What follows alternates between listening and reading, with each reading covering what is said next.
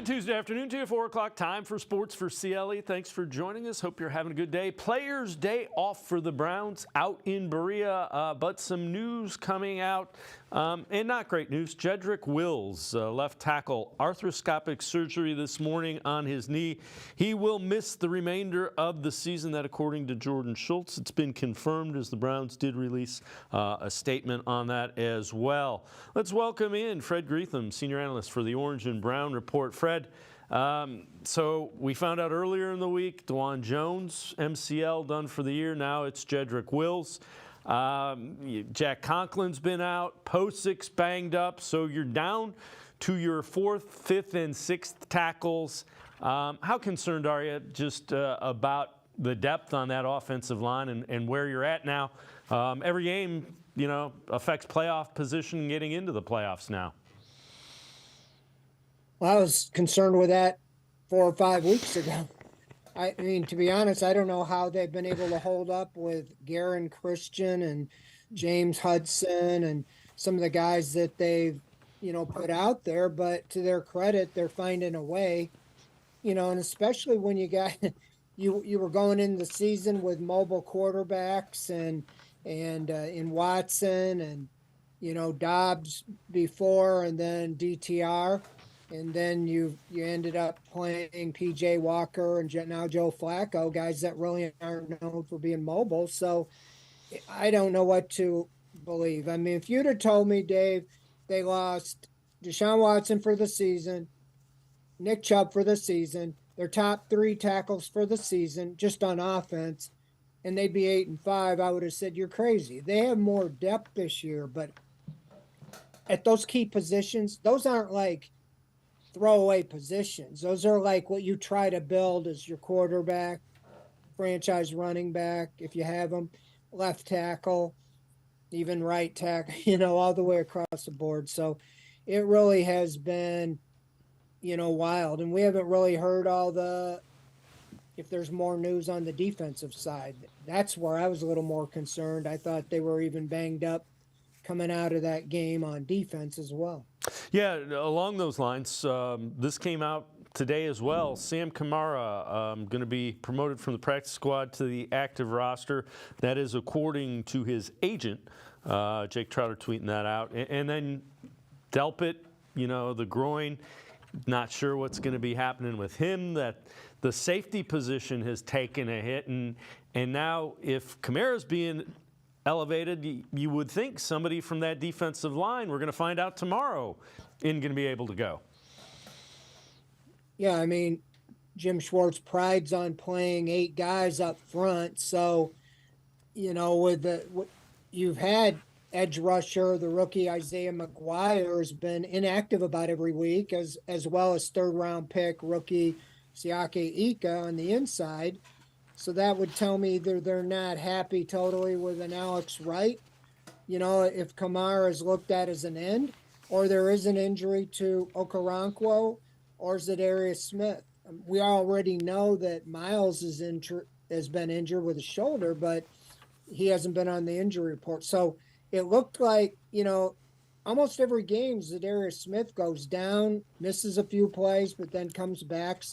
Okoronkwo did the other day as well, but I don't know if there's something more to it.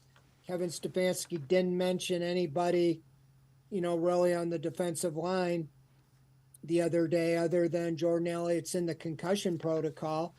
And, you know, so usually they kind of let that play out. So, yeah, I would think somebody's dinged up or they wouldn't be letting out that they have Kamara. He's not your, you know, he's 6 foot 272. So I'd almost thought he was a defensive tackle, but they list him as defensive end. So maybe he's a hybrid, can do both, and he just gives them more depth all the way around. But we'll have to wait and see, you know, exactly what's going on there.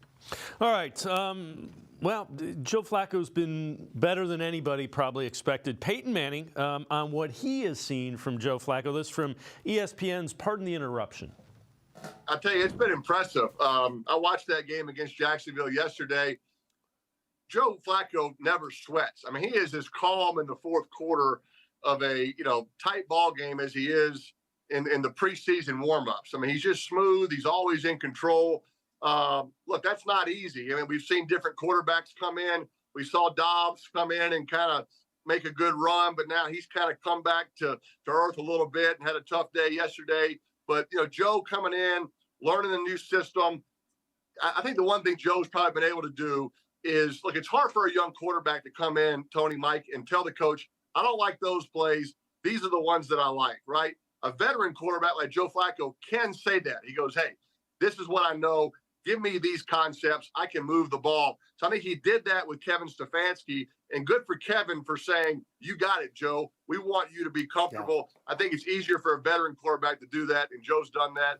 The Browns are looking pretty good right now.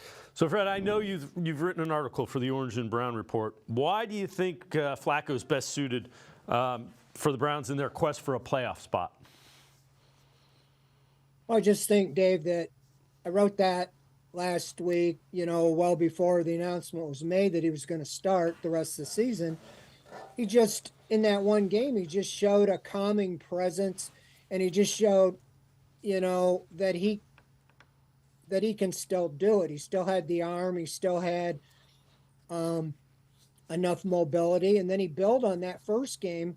I would have never expected that type of production. I was looking for him to just be a game manager and not lose the game like you saw with P.J. Walker, in the Seattle game and some of the others.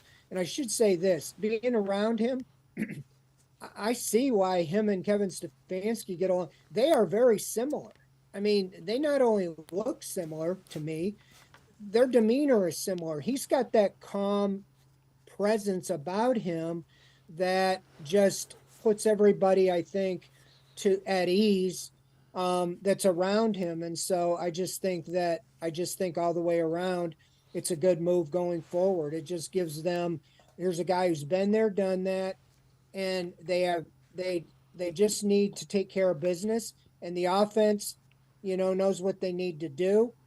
They actually did more than I expected. And I think they now have confidence, the team's behind him. And I think it really is quite a Cinderella story that the arch rival of the Ravens now could be the hero for the hometown fans. Yeah, and the offense has looked probably, other than the second half against the Ravens when Watson kind of did what he did against the Ravens, offense against the Rams and then last week against Jaguars, and again, those aren't world-beating defenses, but it's looked consistently as good as it has probably all season. I think his first 300-yard passing game, what he's done, 565 yards in 2 games. I mean, and this is no knock on Watson or anything, but how can a guy, come in off the couch, he's been around, I think, 20 days, but in 10, 15 days, do what he did back-to-back weeks. And we heard about rust, for a long time with Deshaun Watson. And, Flacco was kind of off really at least 11 months or so since he last played. I think he last played at the very end of last year, but it was very little. So to credit to him, and what a story that would be. I mean, to have a guy like that come in off the street.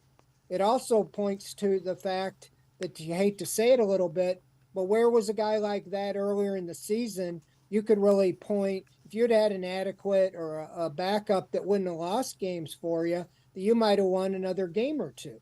Yeah, I would agree wholeheartedly. And to take it even a step further, it didn't make sense to not have a veteran backup quarterback when you went out and got all the veteran backups that you had that you're relying on now at all the other positions. All right, before we go to break, let's head to the voicemail of Truth and Reason for the first time today. Hi, Rico. I'm a little concerned about the Browns continuing to insert Flacco to the practice squad. In doing so, he is now eligible to sign with any team of his choosing. I know Stefanski has said not to worry about it, it's just a formality, and Flacco has stated that he wants to remain here. But my concern is that a very desperate team that's also making the playoff push can offer him a really nice payday for the remainder of the season. Am I being over concerned about this? Like, am I overthinking it? And Flacco will remain here? Thanks. Go Browns. As always, appreciate all the voicemails. Yeah, Fred, Flacco's not going anywhere. You can only do that 3 times. And they waived P.J. Walker, so the next time he gets called up from the practice squad, he's on the roster. He wants to be here, so in having known that he wants to be here, he would have to, it's not like they can force him to sign somewhere else. He would have to agree to go somewhere else. But he'll be on the active roster moving forward because this is the 3rd time he'll be called up. Well, yeah, and I wouldn't be surprised if he gets signed to the roster, as early as tomorrow. Yeah, we've had a lot of discussion on this at the Orange and Brown Report on our forums. Our fans are confused because during the COVID year, you could protect so many quarterbacks or players. Now you can't from the practice squad, but it isn't like free agency where if the Jets or the Vikings said, "Hey, we want Flacco. We're taking him." The player has to agree. It isn't like they're like a de facto free agent, and so they've already got a deal worked out with him to be on the roster. And so I think it was just some procedural matters that you're trying not to. There's a player or two that you don't really want to expose to waivers. Probably a young player at the end of the roster. And so you're trying to manage all these injuries and all the different things with what you have. And you don't want to lose a player that long term you have a big, upside with him, but he's currently on the bottom of your roster. So they're just trying to finagle, to do that. So they're well aware of the options. And I'm sure they've already, with his agent and everybody, talk numbers or whatever it is to keep him here. So if you're named the starter for the rest of the year, why would you say, well, I want to just go to some random team and start all over again with 4 games left in the season? Fred Greetham from the Orange and Brown Report. Now I'm going to step aside, take a quick timeout. Other side of the break, we head back to the voicemail of Truth and Reason. Sports for CLE. We'll be right back. Stay with us. Holiday gold! The $20 scratch off? It has 100 times multiplier. I could win $1 million. Psych! I got merry and bright. No fair. It has a 200 times multiplier. I could win $2 million. Game on the back. Game on the back. Game on the back!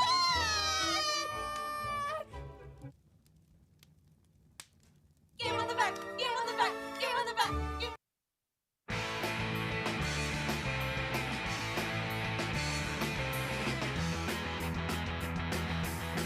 We continue talking Browns with Fred Greetham from the Orange and Brown Report. Let's head back to the voicemail of Truth and Reason. Dave, you know how Browns fans are, and I don't want to put the cart before the horse, but if Flacco takes us deep to the playoffs or even takes us to a Super Bowl, this ain't Philadelphia. They won't just be able to discard Joe Flacco without major uprising from the fans. I mean, if he continues to put up these kind of numbers and the team continues to buy into him, do you set a competition next year with a quarterback that's making $60-some million a year with Deshaun Watson, or what do you do? Because to me, it looks like physically Joe Flacco could have another 3 or more years. His arm has not changed from what it was when he was with Baltimore. So I'd like to hear y'all's take on that. Take care. God bless. As always, appreciate all of the voicemails. Fred, I don't see a situation where they set up any type of quarterback competition. The other thing is Joe Flacco hasn't taken a lot of hits, so that's another factor, how durable he is. But I can't foresee Deshaun Watson, if he's healthy, is the quarterback of this team. Yeah, I mean, it does raise questions thinking what you gave up, $230 million guaranteed, 6 draft picks, 3 first-round picks, and to see a guy just come in off the street and do what he's done. But will he sustain that? You hope he does. If he were to take them to the playoffs or even deep into the playoffs, and as the caller suggested, even win the Super Bowl, I think most people would take that and not worry about the future at the quarterback. But with that said, I just think you want to enjoy this ride. I mean, for a while, the Browns were probably one of the most hated teams in the NFL. Now it's like the opposite for a lot of different reasons, and they're the Cinderella story. In the AFC, there's only two teams with a better record than the Browns, and I already listed all the injuries and everything they've overcome. To be 8-5 is unbelievable. So just kind of enjoy this now. The task at hand now is to beat the Bears and put yourself in the position to make the playoffs, and then anything could happen. I mean, if Flacco can stay healthy and stay on his trajectory, we've seen it before. Teams get hot at the end of the season, get in as a wild card, and then go deep into the playoffs. I don't see anybody in the AFC that is unbeatable. It makes you feel bad from one aspect that you're in this position and you don't have Deshaun Watson, you don't have Nick Chubb, you don't have your two tackles and everything that goes with it. But just, it is what it is. Take what you can get, enjoy it. And I would worry about next year when you get there. See how far this goes. If you're going to do anything, I think it will teach the front office is don't go into a season without a viable backup that can step in immediately and win some games for you. If not in the short term, but for the long term. Because like I said, and I pointed to earlier, they'd have won a game or two more probably if they would have had a backup quarterback like a Flacco or somebody that's been there, done that, and could step in and not lose the game for you. Yeah, and then they'd be talking about winning the North, getting a home game. But yeah, you know what? If they go deep in the playoffs, those are good problems to have. Take a look at this tweet. It's kind of interesting. Huge reason why the Browns defense so successful on Sunday compared to the last 2 weeks. It's pressure. 2 games against Denver and the Rams, 32 quarterback pressures, just 1 sack. Against the Jaguars on Sunday, 28 quarterback pressures and 4 sacks. And again, so let's take it even a step further, Fred. When you look at home versus road, the Browns give up the most points in the NFL on the road. So they give up the most points, 30.7 points per game on the road, and they give up the fewest points in the NFL at home, 12.6. Any thoughts as to why that is? I mean, those are drastic and important. I'm sure everybody in Berea is trying to figure out why that is. Well, there's no question, the disparity. I will say that the Denver game and the Los Angeles game, there was a concerted plan, and I would think most teams would try to do that. Denver's plan was to use Russell Wilson, to use his legs, to get out of the pocket and negate the Browns' aggressive pass rush, and that worked.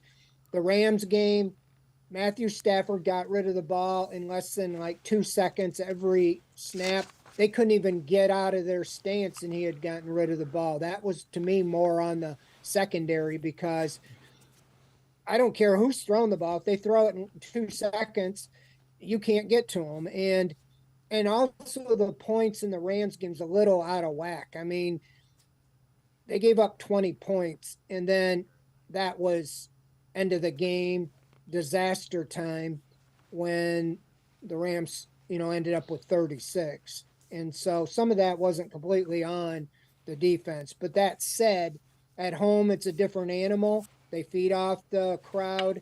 But you're right. I felt last week, Jim Schwartz was on them guys all week, and I just felt they're going to come off the bus ready to go, and they're going to send everybody at Lawrence because whether he played or not, he couldn't have been 100% with his ankle.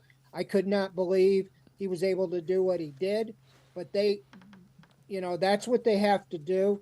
And what teams are going to do to try to combat that is get rid of the ball or turn to the mobile quarterback. And that's one of the things I'm concerned with Justin Fields. We all know he's very mobile, and they will try to exploit the Browns' aggressiveness on the pass rush. But they have to get it cleaned up, obviously, on the road.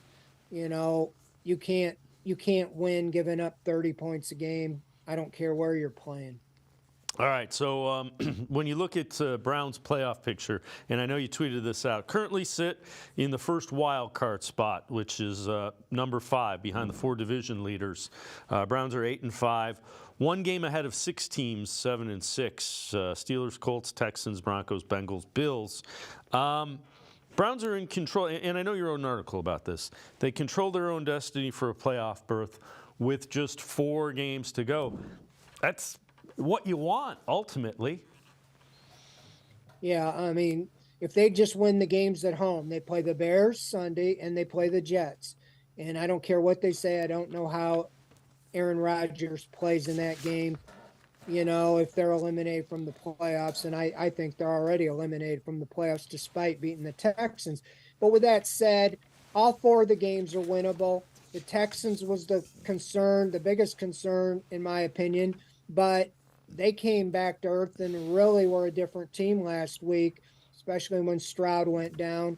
So they could conceivably be favored in all 4 games. With that said, you win 2 games, you just split 2-2.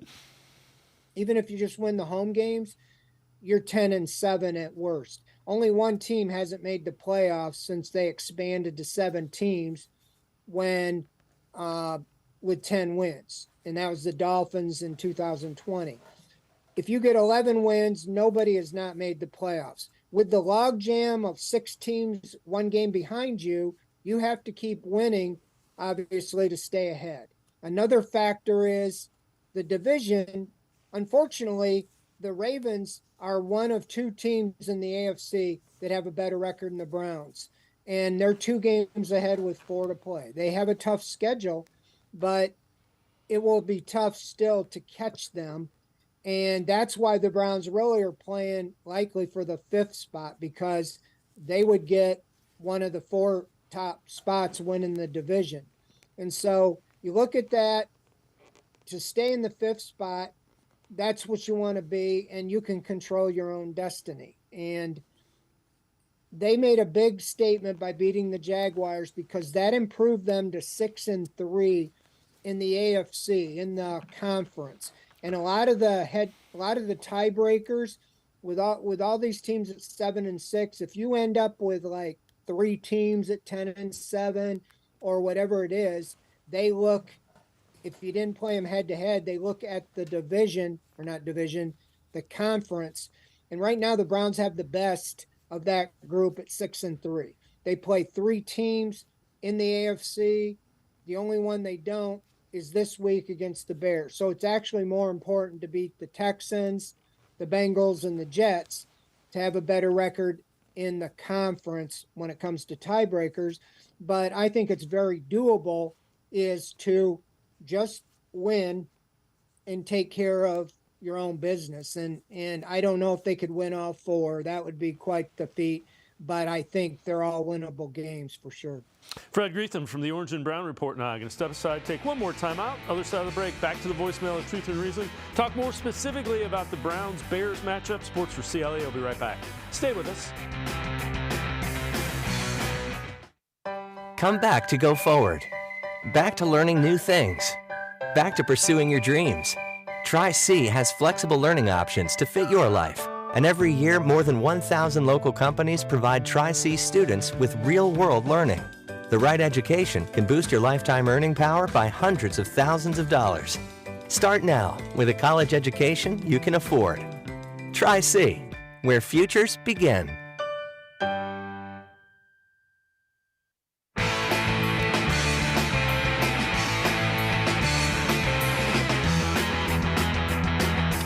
We continue talking Browns with Fred Greetham, senior analyst for the Orange and Brown Report. Let's head back to the voicemail of Truth and Reason.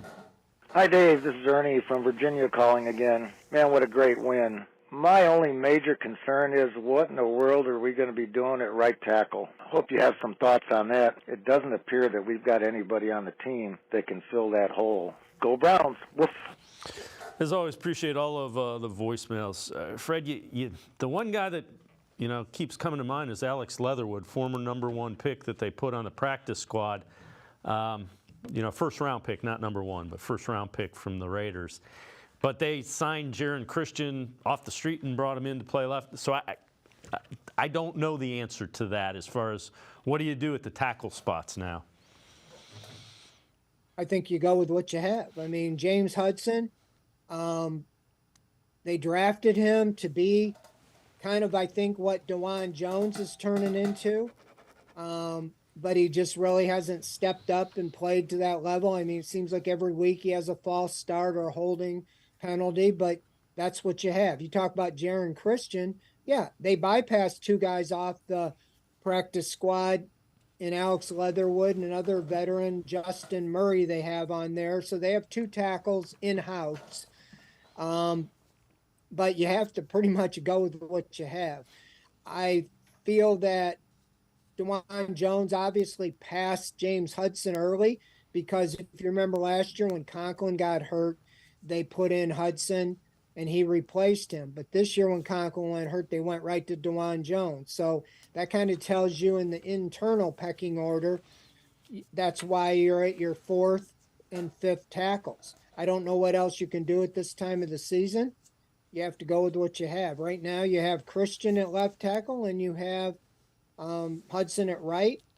They have Leroy Watson. He's a guy they signed to the roster off the 49ers practice squad, but he has not really played. So unless they feel like he's now ready to play, I think you're just going to see a continuation of Hudson and Christian. I know Watson was a converted tight end, and I don't know if he's ever played in a game, in an NFL game at tackle. So I think that you got to do with what you got to do. You're going to use that tight end as a second tackle to help the way they have. And really, I mean, that wasn't the problem the other day. I mean, Flacco got sacked once, and it was a big one because he lost the ball, and it turned into a touchdown for the Jaguars. But you haven't heard the names called too much except penalties. So I think more than anything, it seems to have hurt in the running game. They've dropped off in the running game, and, you know, I really don't know what you can do. I mean, I don't know if you can find somebody off the street much more talented than what you have. And Ethan Posick, we don't know his status. And if you start moving guys around, Joel Bitonio might be the best left tackle you have. I don't know if you try to move him out there. He's had some knee problems, or if you try Michael Dunn, but so far they've stayed with Christian and Hudson. So I kind of expect that's what they're going to continue to do. All right. So the Bears defense, let's take a look at the rankings for them. Pro Football Focus, overall defense ranks them 30th. Run defense, 27th. Pass rush 31st, coverage 22nd. You look at them statistically, they're a little bit better. Points per game, 23rd. Yards per game, 12th. Yards per play, 13th. Turnovers per game, tied for 11th. What areas do you think the Browns can exploit on that defense? And we'll flip it in a minute, but let's look at the Bears defense. What do you think the Browns can do successfully against a Bears defense? They're obviously playing better. They've won 2 in a row. So I think those statistics, a lot of them were, you know, they got themselves to 3-8 before. Now they're 5-8. So in those 3-8 games, they had a lot of bad statistics that will knock them way down. It was a little deceiving, you know, when you played the Broncos a couple weeks ago. They were at the bottom, but they have played so much better now. Their statistics still are down. So I think the Bears are better than what, you know, statistically. Montez Sweat has made a big difference. They've really, you know, got things going defensively since he's come over. So I just think as far as the offense needs to continue, I like what they've done with Joe Flacco. We've seen a vertical game that we didn't really see. They're almost setting up the run with the pass. I mean, we thought the Browns would be relying on their running game, and the last week it wasn't very good. They only had 82 yards rushing, 2.9 average per carry, and 26 yards came on one play. So if they can exploit that secondary, you know, and they can hold up a little bit the pass blocking so Flacco can get it out to the tight end like he did David Njoku, and he's just very good at picking up the blitz and doing the things of a veteran quarterback. So I think that's what they'll continue to do, is try to set up maybe the run with the pass. And that would be, to me, let Flacco continue to do what he's comfortable with and what he's been successful with. We alluded to this last segment. How concerned are you about Justin Fields? That's a guy that he also seems to be getting better and better. Missed some games, has come back, and he's every bit as much a threat to run and athletic like Lamar Jackson, who's been a pain for the Browns since he's been in the league. Yeah, I mean, the Browns have had trouble against mobile quarterbacks. I mean, Russell Wilson is not the mobile one he was in Seattle, but Denver saw that enough to have him run 11 times. He was their leading. He had more rushes in that game than the Browns' top runner, and so I think that the Bears will look at that and say the Browns have had trouble with RPOs and a mobile quarterback. Even Garner Minshew put up good points, and he ran for a couple touchdowns. So I think that's where JOK comes in. He's really playing well, and I think he's done a good job in the time he's played Lamar Jackson. I think Justin Fields is very talented, but I don't think he's to the Lamar Jackson point yet. And I think you can find a way to have JOK harass him and not let him run free. I think that's the reason a guy like that was brought here, to neutralize the mobile quarterback. And I think Jim Schwartz has that on his radar. He knows they've been susceptible when the guy breaks containment. Even Trevor Lawrence, who had the ankle, still had a run or two last week. So they're going to do it. But I think you can't let Justin Fields ruin the game with his legs. You can't let him run for 50, 70, 100 yards for sure. Fred Greetham, senior analyst for the Orange and Brown Report, as always. Appreciate the time and the insight. Thanks very much, Fred. Always great to be with you, Dave. Thank you. Fred Greetham, make sure you check him out. Senior analyst for the Orange and Brown Report. Always really good Browns coverage.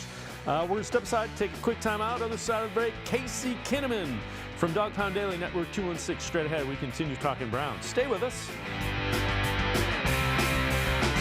Come back to go forward. Back to learning new things. Back to pursuing your dreams. Tri-C has flexible learning options to fit your life. And every year, more than 1,000 local companies provide Tri-C students with real-world learning. The right education can boost your lifetime earning power by hundreds of thousands of dollars. Start now with a college education you can afford. Tri-C, where futures begin.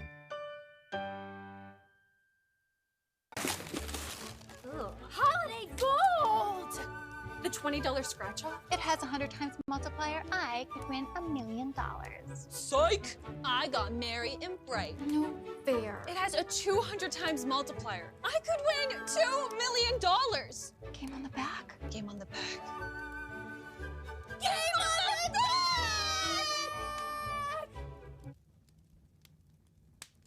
Game on the back! Game on the back! Game on the back! Game. I am powerful beyond my wildest imagination. I will define my future.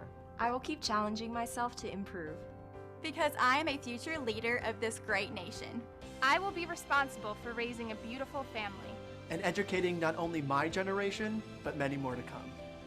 I will make a difference in my community. And I will stand up for what I believe in. I will not settle for simply chasing my dreams. I will achieve them. Because I was given a chance. An opportunity. A home. At Family, Career, and Community Leaders of America. The ultimate leadership experience. FCCLA has been one of the greatest experiences of my life. It's made me who I am today. Join us. We'll build a new future together.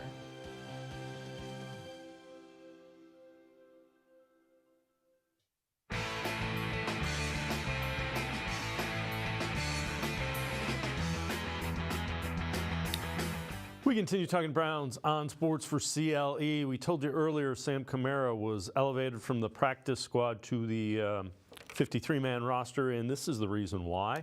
Maurice Hurst on the injured reserve with a pectoral muscle. My 2023 season is over, frustration unbearable. I am grateful for my teammates, coaching staff, City of Cleveland for welcoming me in, making me a part of this family. I will be back better than before. Let's welcome in Casey Kinnamon, Dog Pound Daily Network 216. Casey, that's a tough one. That's a guy who has played really well, and he will be missed on the interior of that defensive line. I don't know how I'm still being surprised. Like every time you turn around, it's someone else. You got to feel for him. He was having a great year as a rotational pass rusher. He was giving you good depth looks, and yeah, it stinks that his season's over. And I was confused earlier when they were calling Kamara up because you figure if it was a defensive end, you were going to be short. McGuire would step in. Makes more sense now that he might be getting looks on the inside. Yeah, and it also is probably Siaka Ika time as well, as he's been inactive for a number of games, so he probably will get a look. All right, let's head to the voicemail of Truth and Reason. Yeah, this is Richard from Akron. Just had a question on why Stefanski would consistently run the ball to the left side to the strengths of their defense and Josh Allen and never just run like a wham or a counter. Thank you. As always, appreciate all the voicemails. Casey, offensive line is banged up, and a lot of times with great pass rushers, you do want to run at them. You want to beat them up a little bit so they're not as quick off the ball. Yeah, that's something to take into consideration. You're on your fourth and fifth offensive tackles. You're facing a stud in Josh Allen. Sometimes you're going to have to run it right at him just to give him cause for concern, make him pause a little bit. Anything that can stop him from flying off the edge and turning the corner and hitting your 38-year-old quarterback, you're going to have to do that. And it's sometimes you just, you can't become one-dimensional, and that doesn't mean either pass or run. That means inside of those facets. So, you can't just run to the right. These defensive coordinators and defensive players are too smart. They'll sniff that out. You got to stay balanced. So that means sometimes you have to run into the teeth of it. Yeah, and again, you're looking at which guys you like, run blocking. There are different matchups within Josh Allen. So what technique does he not like? And if you find a technique he doesn't like running, you're going to run at him and give him that technique. Anything to bang him up or slow him down. Former Stanford head coach David Shaw talked about Joe Flacco's ability as a passer. This from the NFL Report. He throws, and I want your expert opinion on this, in all honesty. I've talked to receivers, I've talked to coaches. Just the natural ability to throw the football. He's one of the best natural throwers of the football a lot of people I've talked to have ever seen. What do they mean by that? So I've got some experience here, right? Coaching the great Andrew Luck, coaching Rich Gannon, these guys that they place the ball. And once again, being an old receiver, I can always see it. The ball is not a hard ball. It's not always a flat fastball, right? Receivers don't like those. Those jam a lot of fingers. It's when the ball has a little bubble on it, a little arc on it, and it's placed, right? Whether you're running down the field and it's an over-the-shoulder catch, or it's right to me and it's thrown on one peck or the other with a little bit of an arc, but it's placed. And it's akin to me throwing darts. A guy that can throw darts and just place it where you want it to be placed. It's not hard to catch. It's easy to catch. There's not a lot of wobble on it. Forgive me, Peyton Manning, for saying that, but it's not a lot of wobble on it. It's a tight spiral, right? So you don't have to frame it big. You can frame it small, and the ball and usually there's that sound when you catch a ball from a quarterback like this. It's just right? That's just the catch. It's just a nice soft ball that you can catch and run after the catch. So I'm excited for the Browns. I know a few people there, and I know they're excited to have them. And this could be another team that's fun to watch in December and maybe beyond December. Casey, that's as good of an explanation as you're going to find for what it means to have a catchable ball with a guy that has elite arm talent. Yeah, it's pretty. There's no doubt in that. I mean, it comes out of his hand beautifully, and it is the placement. You're seeing the drops come down a little because receivers aren't having to go outside of their frame.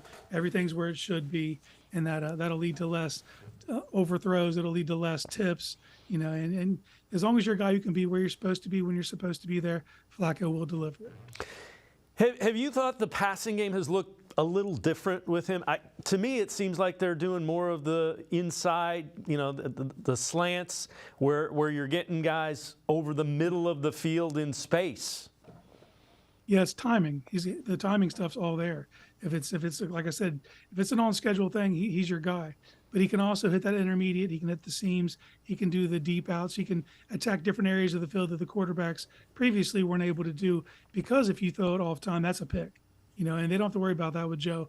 As long as guys stay on schedule, he's your guy. Yeah, and you did see that. The interception that he threw was because Tillman couldn't get to where he was supposed to be, and it was a timing throw. And you know what? You live with that because those are the things that happen when you throw timing patterns like that. This is interesting as well. According to PFF, Browns offensive line allowed just 8 pressures on Joe Flacco's 48 pass snaps against Jaguars. 8 pressures, 6 by the offensive tackles, no quarterback hits, 0 sacks. Keep in mind, those are your 4th and 5th offensive tackles. So again, that's for 4th and 5th offensive tackles, you take that. Yeah, you're surprised that number's not higher, to be honest with you. And it's a lot of factors go into that. It's Kevin Stefanski understanding the situation, running quick game, just trying to mitigate what you can, because you do have a 38-year-old quarterback that you don't want taking unnecessary hits. So a lot of getting the ball out quick, trying to slow down the pass rush by using your passing game, stretching it horizontally, taking vertical shots when they're there, and just keeping the defense on their heels as much as possible to keep your 38-year-old quarterback standing tall in the pocket. All right, so the Browns have committed 27 turnovers on the year. That's the most in the NFL, even more than the Raiders. So they have turned the ball over more than anybody. Their turnover margin, -7, tied for 5th worst, and still they're 8-5. You got to believe if they find a way not to shoot themselves in the foot the last 4 games, they'll at least have a chance to win. Dave, at this point, I'd be happy if it was a wash, even if you weren't in the plus. Just give me the even. Just do that for me. But if you were to look at the major characteristic of this team, is overcoming adversity, whether that be injury or self-inflicted wounds. They just seem to do it week over week. So would it surprise me if they win a few more games if they're in the negative? It wouldn't, and they're just lucky that the defense has started to turn the turnover machine on, and they're getting their own to try to keep them on the plus side of that sheet.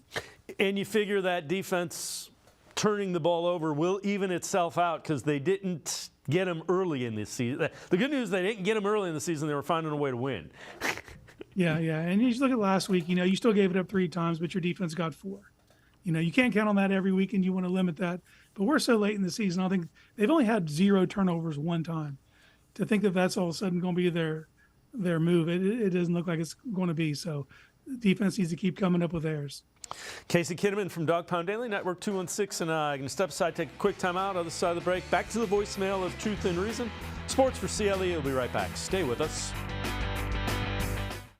The Ohio Lottery Partners in Education program is dedicated to recognizing exceptional students, teachers, and schools throughout Ohio. Scan the QR code on screen to nominate students and teachers as Academic All-Stars and Teachers of the Month. They must be currently enrolled or teach in grades K through 12. Is your K through 12 school developing students' literacy skills to achieve success in reading? If so, you can nominate your school for the School of the Year. Students can win $100, teachers can win $500, and schools can win $2,500. Scan the QR code, fill out the forms, and nominate deserving students, teachers, and schools today. The Ohio Lottery Partners in Education program takes pride in honoring exceptional students, teachers, and schools across Ohio. Submit your nomination today. It's fun, fast, and free.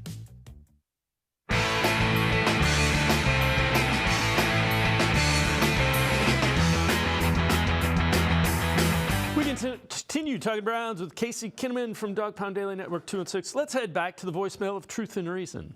Hey, folks, I'm half afraid to look this far ahead, but here goes. The Browns have 4 games they are capable of winning to finish with a 12-5 record. The Ravens, with their 2-game lead over us, could very well lose 2 or even 3 of their remaining games to finish with a 12-5 or even an 11-6 record. They are playing 3 very good first-place teams these next 3 weeks. At the Jags, at the 49ers, home to the Dolphins, and home versus the rival Steelers. I've heard sources say the Browns would win the tiebreaker if we tie the Ravens record-wise. What do you make of our chances to still pull out the division and host a home game for the playoffs? Go Browns. As always, appreciate all the voicemails. Casey, it's possible. I don't necessarily think it's likely, just with all the injuries.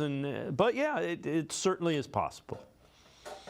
Yeah, that's where I fall. I mean, It's on the range of outcomes. I mean, if you just look individually at the Browns' next 4 games, they're going to be favored in a minimum of 3 of those, possibly 4 if Stroud can't go. So it's on the table, but it all starts with handling your business. The Ravens do have a tough schedule, but why stop there? If you're good enough to catch the Ravens and land at 12-5, you would also be in contention for the number 1 seed. So, but it all starts with handling your business. You don't do that, and none of this matters. All right, so Ryan Clark, Scott Van Pelt, Robert Griffin III on what Joe Flacco has brought the Browns and what he can mean to their playoff push going forward. The ball handling in the backfield is absolutely pristine. He also understands what he has on the other side of the football in this defense. He knows that if he protects the football, he knows that if he hits an opportunity to make a big play, if I take care of the ball first and then look to execute and do something exciting, do something dynamic. Secondly, that's how this team can win football games. And so I believe down the stretch, they're going to be a team that you don't really want to play because the run game travels, the defense travels, and now you have a quarterback who's seen the highest of the highs in the biggest moments. Thank you. And I don't care how much dust there might be on the trophies on the shelf. He's done that. And in this year of so many different backups that we've seen out there doing the very best that they can, Flacco's a guy that everybody in that room can look at and know, this dude did it. If you listen post-game, they asked Flacco to give a speech. It was absolutely quiet in the locker room. And what does it say when the room falls silent to hear a man It's speak? absolute respect. No doubt It's about it. everyone in that locker room understanding that what is about to come out of his mouth is wisdom gained from experience. And that's experience in success. And that is priceless in any locker room. And Casey, again, Robert Griffin III, Ryan Clark, former players, tell you a little bit. What they're saying is the guys believe in the guy that is the quarterback right now. Yeah, when we watch, we see the arm talent, we see the ball placement, but that experience, you cannot go overstated. That win on Sunday was his 100th career win as a starting quarterback. That is so much experience. And that experience is beating a Peyton Manning-led Denver team that no one thought anybody could beat. Going into Foxborough and beating Brady and Belichick, winning a Super Bowl, the experience matters 100% because when he gets in that huddle and he takes command of the huddle, everybody in that huddle believes that they can get it done because that guy's done it before. So it's that experience is invaluable. It's something that this team, considering that they are on their 4th quarterback of the year, they could not have landed in a better position. The fact that this dude was on the couch 3 weeks ago is mind-blowing to me, considering all the quarterback injuries around the league. Well, you know what? In a year with all the injuries they've had, they're due for some kind of good fortune, and it happened to be Joe Flacco for them at this point. This from CBSSports.com. One thing we've learned about each team in Week 14. For the Browns, a much better passing team. The Browns are the first team in the Super Bowl era with a winning record through 14 weeks, despite ranking last in the NFL in turnovers and passer rating. That passer rating will increase during the home stretch thanks to Joe Flacco, who threw for 311 yards, 3 touchdowns in Sunday's win. Joe Flacco he had a great game. It was a bad pass defense. You got to take advantage of that, but he took advantage of a bad pass defense. Yeah, and you're facing another one on Sunday, so let's just keep building. And Joe's going to get more as he gets more reps with these guys and they get used to him. That's only going to increase. I'm excited to see what this can mean. They finally got Marquise Goodwin back. Now, he only played 9 snaps on Sunday. I think that increases over time, and he's a guy that can truly stretch the top of the D, and Flacco does love to throw a deep ball. So I think that is going to just increase week over week. The other guy that I'm curious to see is I want to see more of Elijah Moore. He's somebody in the first game against the Rams, you saw it. Let's see if he and Flacco can find that chemistry again. Yeah, Elijah Moore. You've seen what he likes, David Njoku. You're starting to see the pieces start to matter. These pieces have all been here, and sometimes they go missing for weeks at a time. But now that you got a competent quarterback, you're starting to see the ball get thrown around, divvied around, and each guy who can make a difference actually making a difference.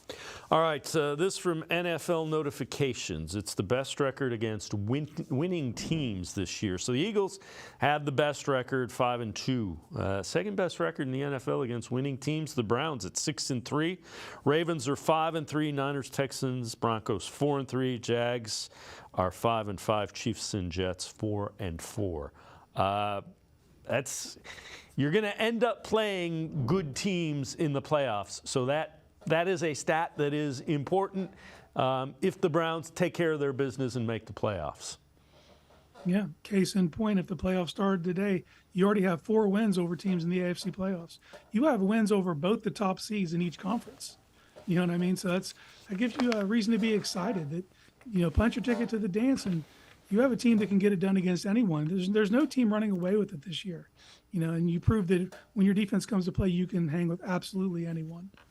Casey Kinnamon from Dog Pound Daily Network 216 and I. Going to step aside, take one more time out. Other side of the break, we'll talk a little bit more in depth about the Browns-Bears matchup. Sports for CLE. We'll be right back. Stay with us. Holiday gold! The $20 scratch-off? It has 100 times multiplier. I could win $1 million. Psych! I got merry and bright. No fair. It has a 200 times multiplier. I could win $2 million. Game on the back. Game on the back. Game on the back!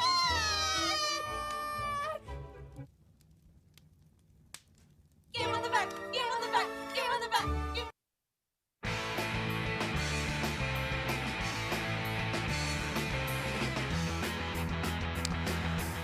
We continue talking Browns with Casey Kinnamon from Dog Pound Daily Network 216. Former NFL defensive lineman Chris Canty, now on ESPN's Unsportsmanlike.